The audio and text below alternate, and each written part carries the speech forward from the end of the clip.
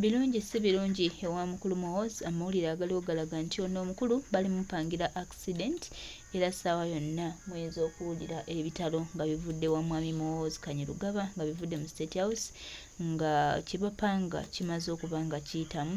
Ono nno okuba bamuwa obukulu okuduumira amagye, bannamagye banne tebakyagala kubanga balaba nga obusirusiru bwaliko tebusobola kumusobozesa kuba muduumizi w'amagye era bwe batyo bagamba nti at least ye okufa mu ngeri etategeereka ne bayita oba mu driver we ne bayita muntu yenna okusobola okulaba nga beewonya ekizibu n'embeera nga tennasajjuka kubanga ono kitaawe ali mu muguluminga amufuule pulezidenti w'eggwanga naye ng'ate ebisanirizo byonna tabirina amuwadde. Baganda bange, mikwano gyange, ge mawulire genjagadde obbawa nti mwami Muhoozi ssaawa yonna kapooti kye tuyinza okubagamba n'okubategeeza. Naffe we tuli tulinza okuba engoma kubanga ffe buli ekituukako yo famire liba ssanyu lyaffe. Era twongera obbajjukiza n'obbategeeza nti mwe mukikole mulabe essanyu Bannayuganda lye banaaba nalyo. Mugezeeko bugeza mulabe Bannayuganda bwe banaawulira. Ffe tubagambye mugezeeko bugeza. Ngambe nti agudde wali ne waanuubuka bunuubusi. Abasinga tulya ku nkoko. Kubanga abaana baffe bawambiddwa ebintu bye mutukoze bingi nnyo bannange bantu mmwe. Bannange mukoze ebintu bingi. Abantu bangi balowooza nti bwe tunaatuula ne tuwetuulako ne tusirika bye bigenda okyusa eggwanga naye nga munnange ekijja kiyinzika okuba nga kinene, kiyinza otuzitoowerera era kiyinza obutaleka wano muntu eyeeyita naggwano oba eyeeyita sseggwano kigenda kujja ng'ate kiyoola. Mulaba bannaganda baffe ab'e Kenya okwebeereramu kwe bali mu kwebeereramu, naffe wano mu Uganda time ejja tuuka nga kaseera kaffe kakwebeereramu ate time bw'enaatuuka kijja kuba kya njawulo kubanga buli omu ajja kubanga asituse n'amagezi ge n'ebikolwa bye n'omutima gwe ng'agamba afazaali okufa naye nga nfiiriridde eggwanga lyange. Baganda bange, mikwano gyange, ebigambo byebyo. Muhoozi kino ekintu kinene accident eruma kirimu n'abadde beefuula ababaka ba opposition kakati baagala kuyita mu bano abanankole abantu ababisi mu byalo eri nabo mulaba abaabwe baabo babawolereza ne mu wano abammwe mukuba bakube mugoba bagobe naye abaabwe baabo obalaba bavayo babalwanirira. That's nonsense. Eggwanga mulibbira, eggwanga likirira, eggwanga likirira. Bana ye si bituufu, bino bintu si bituufu, nenkola si ntuufu. Baganda baffe muzukuke muddemu ku magezi.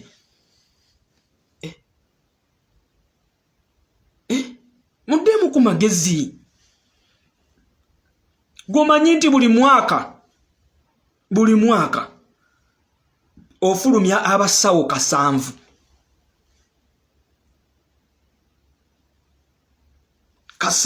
Nze natidde namu nalebe statistics n'entya namu ne bangamba buli mwaka ofulumya abasawo 7. Ku basawo 7 abasawo 700 ku basawo 7 abafuluma emakereraawo nga balina okudeployingibwa okukola intani. Okiwuliriza? Bakudeployingirako 700 be badeployinga n'ofunako 2 be bawa emirimu gya gavumenti abasawo ku 7. Makerere buli mwaka efulumya abasawo 7. Medical doctors bano 7 nga balina okudeploying okukola internship. Ku 7 ne batwalako 700 okola intern. Ku 700 wezimaliriza intern emyaka 2 gavumenti efunirako abasawo 2 emirimu. Kati bino 5 by'abasawo biragawa. Kitegeeza bagenda mu export, bagenda mawanga abalala ne basanga mu bukiliniki mubiyiyiza mu bukiliniki naye nga gavumenti ekuwa ekyekwasa ekugamba situlina ssente zisasula abasawo. tetulina sente zigenda ku deployinga ba intern doctors naye bano ba intern doctors gwe ali e Kanungu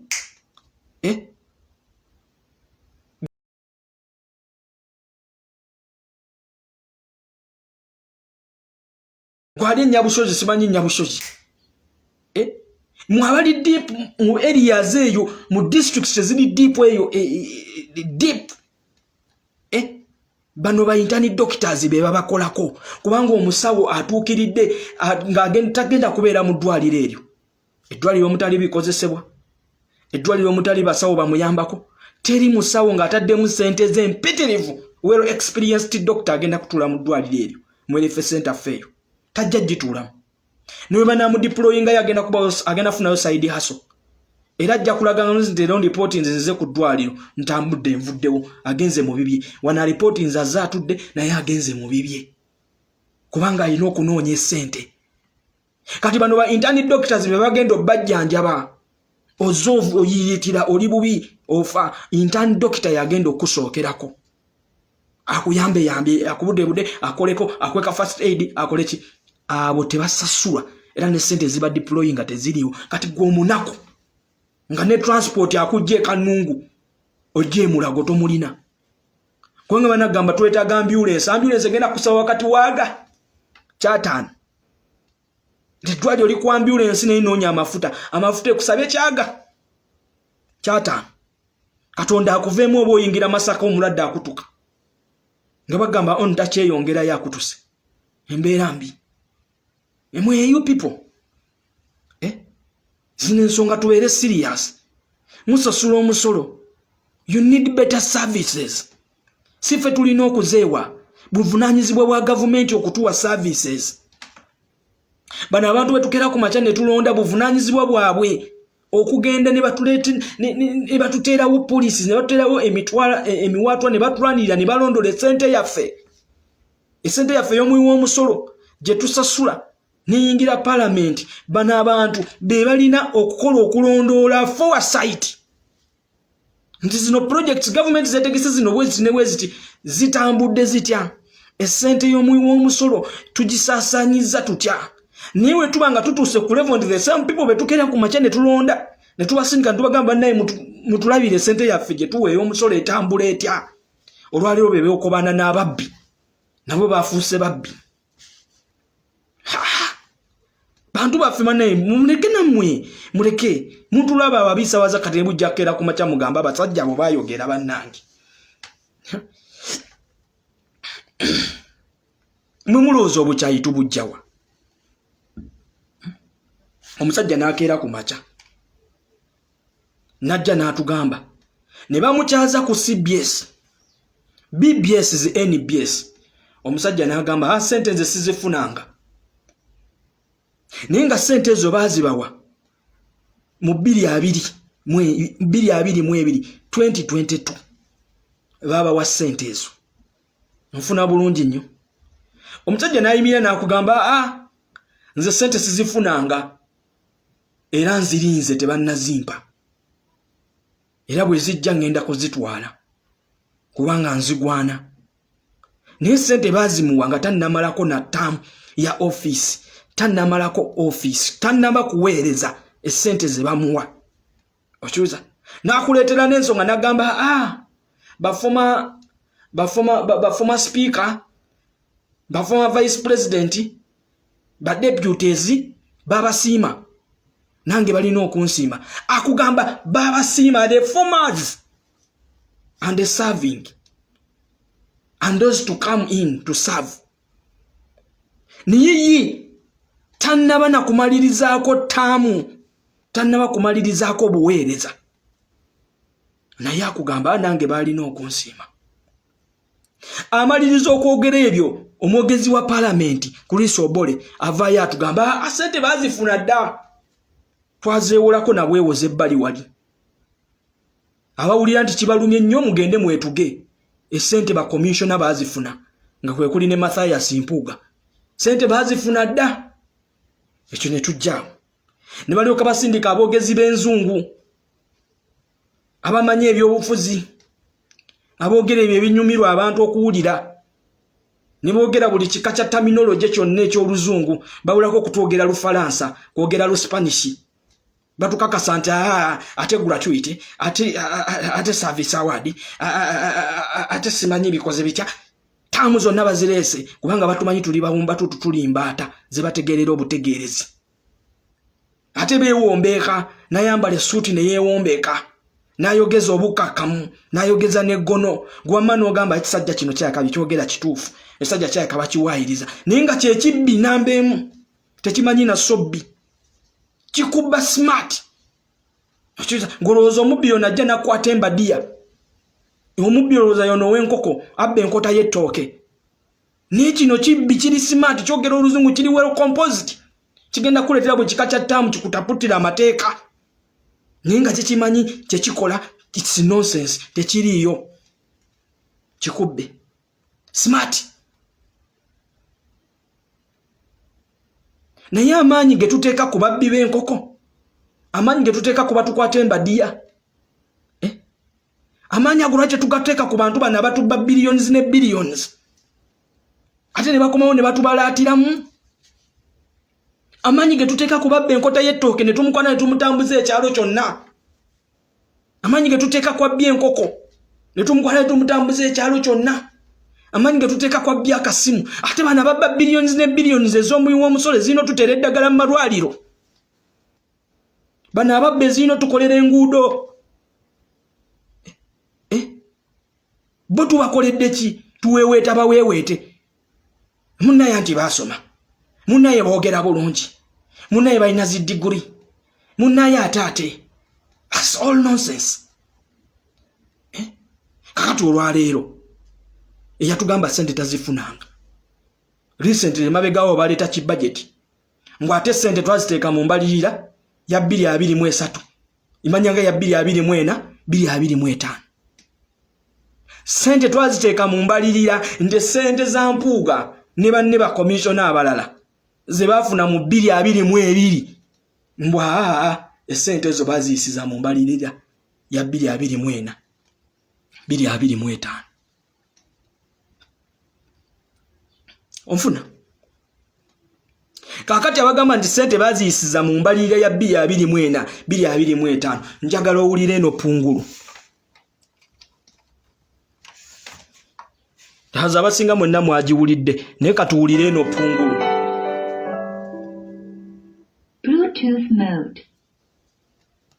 Haimu naye fa balina ebbaluwa za mukaaga tetwasoma tetugenze wala nnyo ebyobufuzi tetubitegeera kakati njagala olabe bano ababbi okumanya basiru n'amagezi tebalina kakati olwaleero batandise okwewaako obujulizi nabagamba nti bano abantu bemuwaanawaana bemulaga nti bakabi bansereko basemujunganda baseggona Bamathayasi Mpuuga ensi egenda kutandika ebalabe nga bawumba tutu ebalabe nga bagwagwa nga in fact tebakyagibwako na hadithi nga ne wanajja nayogera kyensi egenda mutunuulira butunuulizi njagala owulira abasajja abayimirira natugamba essente yo ne mu bajeti mu mbalirira ye mweri kitegeeza nti bajeti committee yonna erina okukwatibwa singa tubadde mu nsi ng'ekulemberwa nga tulina omukulembeze eno bajeti committee yonna ebadde ekwatibwa kati wulira eno pungulu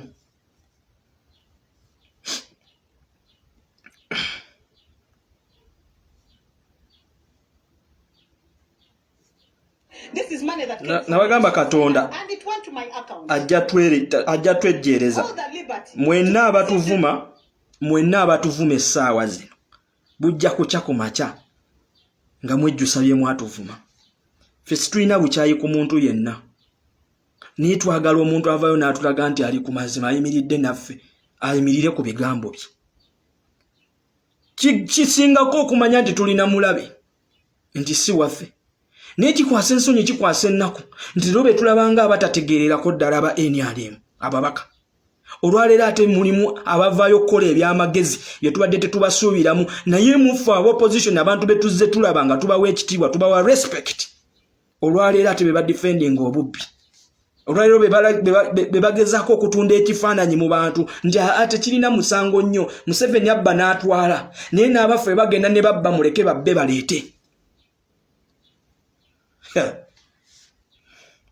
njagala owulire kuzizayo walima mpuga yatugamba esente tannazifuna era azirinda Kuliso Obolo omwogezi wa parliament n'atugamba sente bazifuna era bazijjako bbali abawulira nga kibayisiza bubi mugende mwetuge okiwuliriza Segona Nsereko Semujunganda Asumani Basaliro Abudu Katuntu Sekitoleko Robert ne bajja ne batugamba ne batabaala amaleediyo gonna n'ama TV nga batugamba sente zayita mu mateeka kana akasajja kasekitoleko akabba munanika ne kavayo ne kabologa ne kagamba nze ntula ku budget committee kana akasajja singa tubadde mu government ng'ekulembera akabadde kalina okukwatibwa kakubibwa ekitalya oba katwalibwa ekigo obeeruzira wulira akasajja akasirusiru kano ngenze ntula ku budget committee esente zo twaziyisa era mugundi zalimu kakati n'otuuka n'ogamba nti kale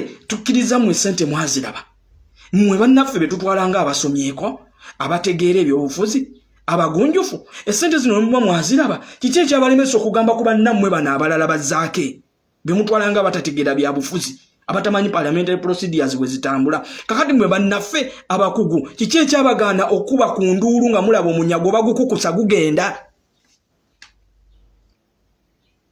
nga mwasobola okuba enduulu ku ssente Auditor General Muwangaze yali asabanga baagala muwa kawumbi ne mukuba enduulu nga aba mu miliyoni 5 kakati abaffe zine zali zigenda kuba commissioner abana ne Mathias Mpuga nga muziraba ziri mu mbalirira ya budget eno lwaki temwakuba nduulu mu abaffe Basemujunganda ba Muhammad Nsereko Basegona akali amaggwa bamuwanga kivumbi bamuwanga kivumbi bade sala namugerako katubonna katutwalirawo bamuwanga kivumbi ba Abudu Katuntu kikimu abagezi abategeevu bannammwe era nga babasuubira okubanga mubabuulira ebitambula mu parliament mwate mwe tubadde beesiga lwaki temwakuba nduulu nti waliwo omunyago ogukusibwa guugwo gugenda ekyo tebasobola kukiddamu ne kaakati wulira ku bakomishona ku pungulu emu ekyanjagazza pungulu eno yo yatubulidde ekituufu essente yajja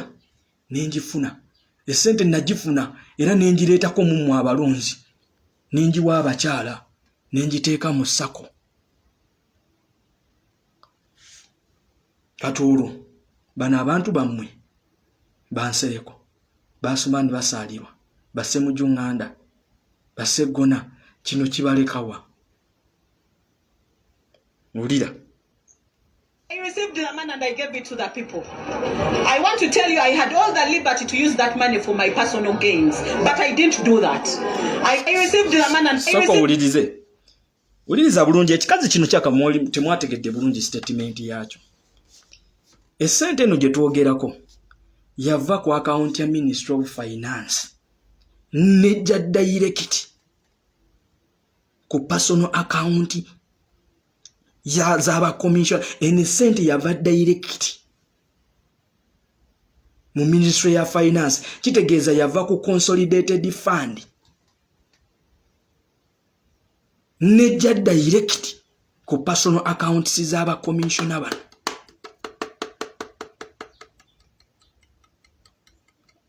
okategedde era ono nagamba yalina amaanyi agasobola okukozesa sente ezo mu bibye nga bw'ayagala okiwuliriza ne sente ezo yazireeta n'azigabana nammwe abalonzi nebba abalonzi be yadde ayogereramu abalabe be bafaanana ne we batunula nga Gomesi basibye za luyina abalonzi be yawadde sente bagamba be yawadde sente mu abalabe be babadde bafaanana kaakuma ke yabaleetedde akasikanya aka miliyoni 2 mwakalabye bwe kafaanana katuwulire kipungulu kino. The money and I gave it to the people. I want to tell you, I had all the liberty to use that money for my personal gains, but I didn't do that. I gave that money to the people because I know how important my people are. And let me tell you, I have never picked any money or stolen money. This is money that came from Ministry of Finance and it went to my account. Soko ulirize. Ako ka statement mwakategedde muganda nga laptop boss nkulamusizaako. Kansuwira akantu kano wakalabye mwana wa mama. Waketegereza bulungi kwagwe nkumanyi naawe oli mwetegereza mulungi wekkanya ensonga te n'otula n'ogibanguka bulungi. Omukyalo omuwulidde agambye nze sabba ssente okiwuliriza sente yajja okuva ku account ya Ministry of Finance. Nikyo tekitegeeza nti sente ya mateeka. Okiwuliza? Simon ndeka malinze programu yange tontabula saawa zino. Simon jawana agabuzi go ne namboze soko ndeke Simon ngenda kakuwa muganda wange ndeka malirize programu yange ojja komawo n'agabuzi go. Kakati wuliriza kankuddiremu akantu kano. I have never picked any money or stolen money. This is money that came from Ministry of Finance and it went to my account. Okategedde teyabba era teyalonda sente. Essente eno yaviira ddala ku account ya Ministry of Finance. Naye ono omubaka okituli owulira era bano batulira commissioner ne ku budget committee batuulako. Naye akugambye yo olwokuba sente yava direct ku account ya Ministry of Finance teyabba era sente yali mu mateeka. Sikyo sigamba nti yayita mu mitendera gya parliament gyevudde mu budget committees. Simanyi bagiyita batya balina kye bagiyita hazard ezze ku hazard balina tamuzi zaabwe bwe bati ababbi. Simanyi ezze ku hazard oba hazard. Okiwuliza? Naye agambye yava direct ku account ya Minister of Finance. Kyekikuzayo wa Chris Obole ti sente ezo bazeewolako ebbali ne zijja. Nkategedde. So I had all the liberty to use it for other things. But I got that money and put it in the community and it is doing great wonders. My women are getting a lot of money. When you consult most of the women, they have really gotten money in their saving and they are developing in that.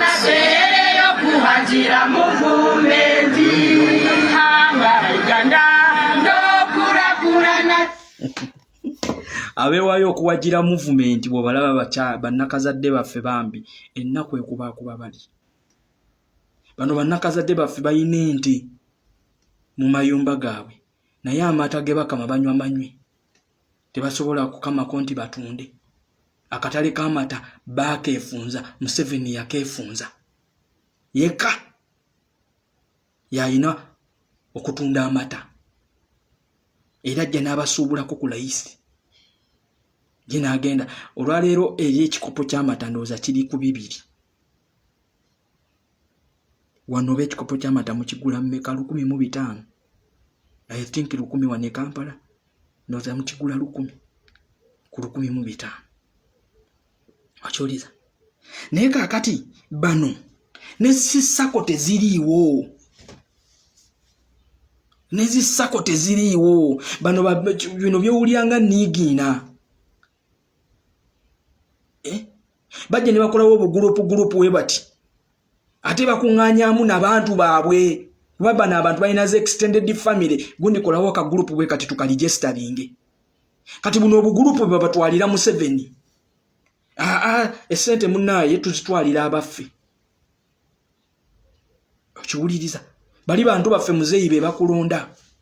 Kakati wano we neebuuliza mmwe abanaku ffe abanaku abaavu abeeyaguza olujjo lwaki tubikirira abantu bano? Lwaki olwaleero abantu bano ffe bebateekayo ng'engabo? Banaye tuleme kuba basiru kutuuka ku extent eno. Baganda baffe bagenda kukwata omutwalo gumu bwe guti bagukuwe, niye ogenda kutuuka omwana ng'alwadde, ng'omwana alwadde naye nga tebalina mukwatirako mutwalo. Bannaye beera omwavu naye ng'olina services. Kyetufa tetwagala kugaggawala, tetwagala mutuwe bugagga. Twagala tubeera abaavu naye nga tulina services. Nti ogenda mu ddwaliro ya private nga at least government eremereddwa n'endyoka ngenda mu private. Uganda tulina abasawo abasingayo obulungi. Wano Uganda tulina abasawo abakugu. But we lack services. We lack medical equipment. We lack improvement of health standards over social standards for the doctors. Uganda inaba doctor abalungi. Uganda yensi ku Africa wane badde singa okexportinga naye abaavu abo bafuna services. N'ofuluma n'obwavu bwo naye ng'omwana w'anaalwalamu bw'onaalwalamu ogenda kudduka mu ddwaliro.